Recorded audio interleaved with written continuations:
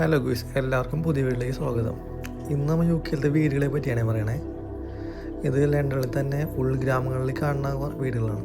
ഉൾഗ്രാമം എന്ന് പറഞ്ഞിട്ട് വിലക്കുറവൊന്നുമില്ല, അത്യാവശ്യം നല്ല പൈസയുണ്ട്. സ്റ്റാർട്ടിങ് തന്നെ 1 മേളിലും കണ്ടുകൊണ്ട്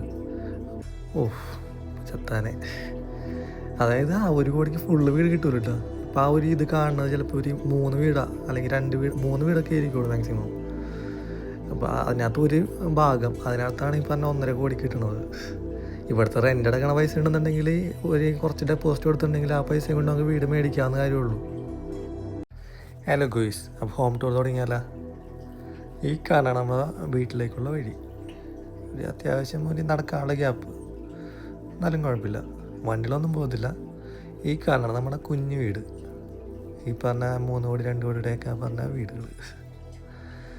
അങ്ങനെ നമ്മൾ ഗേറ്റൊക്കെ തുറന്ന് ഈ കാണാൻ നമ്മുടെ വീടിൻ്റെ കുഞ്ഞു മുറ്റമാണ്. അത്യാവശ്യം ചെറിയൊരു മുറ്റം തന്നെയാണ്. ഇത് മറ്റേ വേസ്റ്റ് ബിന്നൊക്കെ കൊണ്ടുപോകാൻ വേണ്ടി ആഴ്ചയിൽ വന്നവർ കളക്ട് ചെയ്ത് കൊണ്ടുപോയിക്കോളും. അത് കഴിഞ്ഞ് നമ്മുടെ മെയിൻ എൻട്രൻസിലേക്കുള്ള ഡോർ തുറന്ന് ഇത് കാണുന്നതാണ് നമ്മുടെ വീടിൻ്റെ അകം. ഈ കാണുന്നത് കിച്ചണാണ്.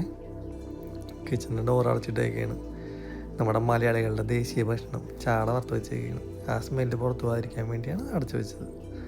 കിച്ചണിനകത്ത് ഒരു ഫ്രിഡ്ജ് ഇരിപ്പുണ്ട്, പിന്നെ വാഷിംഗ് മെഷീൻ, പിന്നെ അപ്പുറത്തെ ഡ്രയറുണ്ട്. അത് മോണയും കിട്ടിക്കോളും, അതിന് ഉണക്കാൻ നിൽക്കണ്ട. പിന്നെ അവനുണ്ട്.